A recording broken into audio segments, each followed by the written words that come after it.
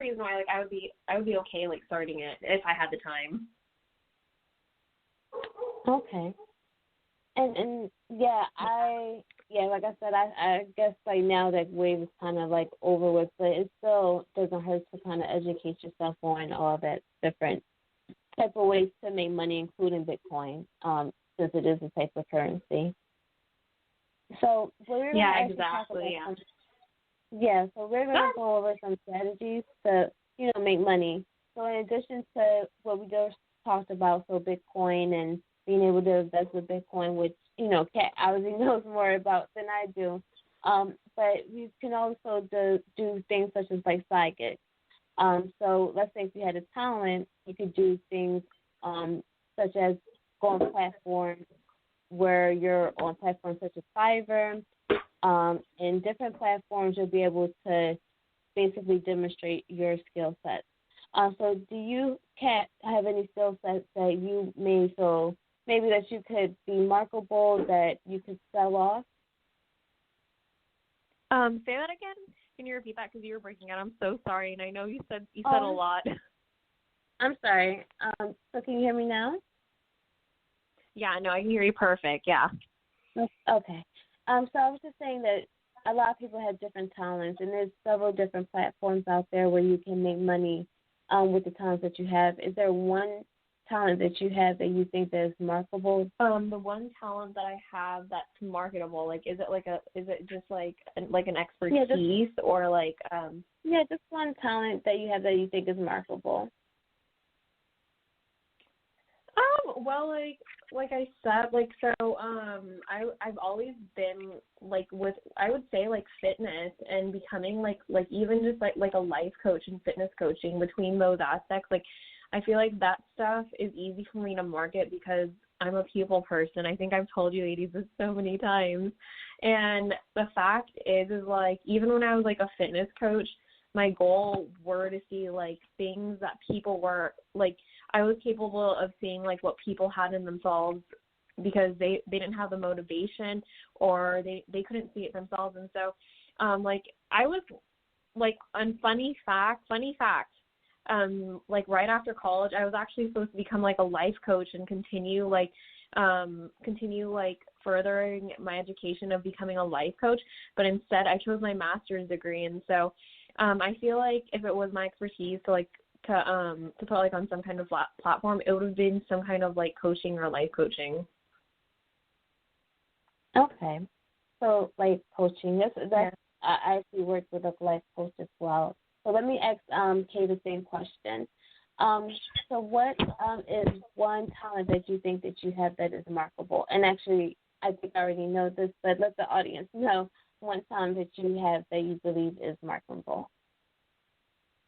Well, I think I have a couple, but the first one that I love the most is writing. I write books, poetry, short stories, things like that, and that's marketable. The next one is, well, I know how to drive. I know how to clean. I think pretty much any skill that you have as a human being is marketable as long as you know how to put it to use and market it. Okay. Is there one platform that you use that you would recommend to people out there to use, and why would you recommend that platform? I'm sort of ambivalent about this platform. I use Amazon to market my works, but I'm ambivalent because Amazon has become almost a monopoly, and when a company becomes a monopoly, it tends to sort of bite the hand that fed it. So it grew big and popular off of self-publishing authors, and then when it got big enough, it started to sort of backstab them. So on one hand, I'm grateful because they gave me the opportunity to publish my books and make money off of the platform, and on the other hand, I'm sort of disappointed that they're not, the same as they used to be. So. Okay. Okay, well, I can understand that because I know a lot of times when a new business starts, so something where they may have a platform where they want people to sign on. They'll offer you a great deal, or you might have a great incentive to join, but as time goes by, unfortunately, like rules and regulations change, and you'll notice that, the deals or whatever the incentive was isn't as good because now it's like either they were new in business and they had to work out some kinks, or decided that they were going to change up their whole platform. Maybe whatever you were introduced into that platform as changed because, times change, so they have to change with the times. So unfortunately, sometimes when those things happen, the users of the platform, they kind of get, the short end of the stick, so to say. Okay, and so Right. I'm going to ask. Yeah, so that's what I've found to be true in the past. And so I'm going to ask you the same question. Is there a talent that you have that you believe is marketable?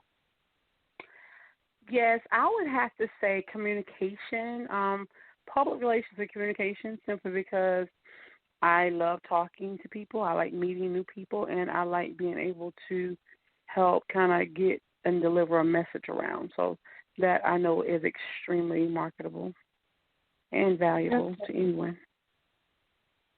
And if there was someone that was looking to, let's say, they loved the same thing, they wanted to start a career in communications, where would you tell them to begin? Like, how would you tell them if they were starting from a clean slate? What profession, or maybe even job would you tell them to start off doing on their own so that they can start off a career?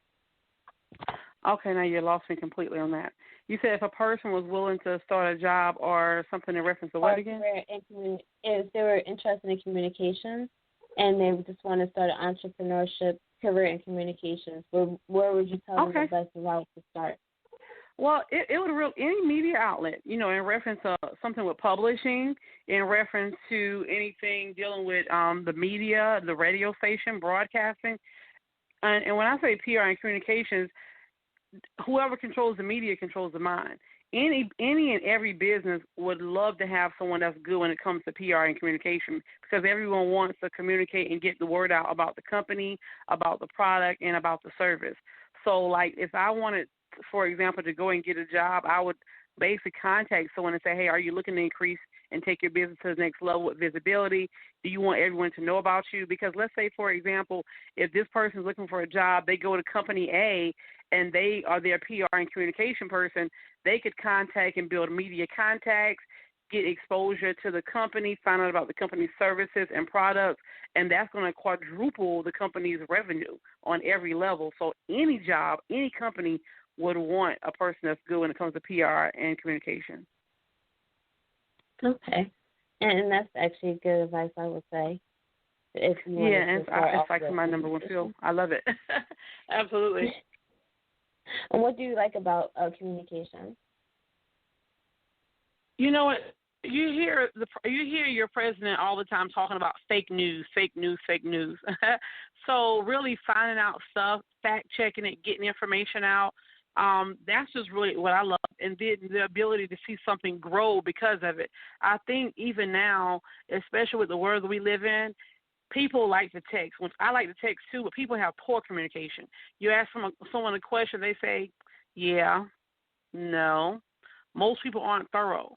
You understand what I'm saying? So with the mindset that I have, I'm going to over-communicate it, I'm going to be thorough, and I'm going to deliver and make sure that I see growth in it. And that's really what I like about it, just being able to do that. I had someone hit me earlier on Facebook, for example, because I was posting about authors and a mastermind group and, et cetera, because I know thousands of people with books, most only make $1,000 with sales. So I was talking to them about, helping, et cetera, and this one guy inboxed me and said, oh, I need help with my sales. Do you think you can help me? And I said, no. Did you see what I'm actually posting about? Because most people are just focusing on SELF and thinking small. So my goal is to find 5 to 10 to 15 to 20 people, and we can mastermind, and we can help thousands. So that's the power of communication, though. You know what I'm saying? Someone is always waiting on someone else to do it. I'm not waiting on anyone to do it. I'm going to do it, and I'm going to create it, and that's going to be the difference. Yeah, and that's a good mindset to have, especially when you're trying to be an entrepreneur and you're trying to actually be someone that, works over someone and is leading someone, I should say. Yes, ma'am. And the reason why I asked you all for your talents and what type of skills that you have that were sellable is because some people do choose to make their money by working on platforms. So some platforms that you could work off of is like TaskRabbit, Upwork, and Fiverr. So you can sell whatever marketable skills that you have available now. So like you mentioned, your communications, as and I know we lost Kat, but Kay has mentioned that she writes. So all those things can be sold on platforms like that. And that could be a way, even though you're making money, you can do things such as drive, like Kay mentioned earlier, you can drive for Lyft, Uber, there's also Postmates. But once you make all this money, the best way to make sure that you are making the money move in a smart way is to not just make it, but to actually decide which way is going to be the best way to make your money work for you. So you want to do things like learn how to budget. So you're going to want to create a budget that's going to be the best way to make your money work wisely for you. So Tawana, let me ask you a question. Are you good with budgets, and are you on one now? I'm sorry, you said what now? Are you on a budget? Are you good with budgets? No, I'm not good with budgets. I'm not on one now, but I do have an accountant, and I do live. Let me see how I can say this nicely. No, I'm definitely not on the budget, but therefore I have someone that helps manage stuff that's priority. And when I say I'm not on the budget, meaning, I know some people, they live on such a structured budget, they'll be out and say, I'm going to only spend $25 a week. Like, I'm going to get gas instead of 20. I don't live like that. Or we may be out, and I say, oh, well, let's go to the mall and get a pair of shoes. And they'll say, no, I'm not going to get one until the first quarter is over or something like that. No, if I want it, I'm going to get it. So, no, I don't live on a budget. I'm mindful of some of the things I do, but I work hard. So, at the same time, I like to make sure that I get stuff that I want. Okay. And I can understand that. I know that I've been on both ends. So, I was mindful at one point, but I wasn't necessarily on a budget. But right now, with things to say, or like to say, I'm on a budget in comparison to what I was before. And let me ask you that. But let me add this though, if I can. But what I don't do anymore, like I used to do when I was younger. There's a saying, you have champagne taste on the beer budget. I don't live outside of my means anymore. When I was younger, like 24, 25, I would live and buy all this stuff and max my credit cards out. Oh no, I live very basic. I do simple stuff. So let me add that point because no, I've lived and learned. So I don't live a champagne lifestyle on a beer budget. I live within my means. Okay, thank you.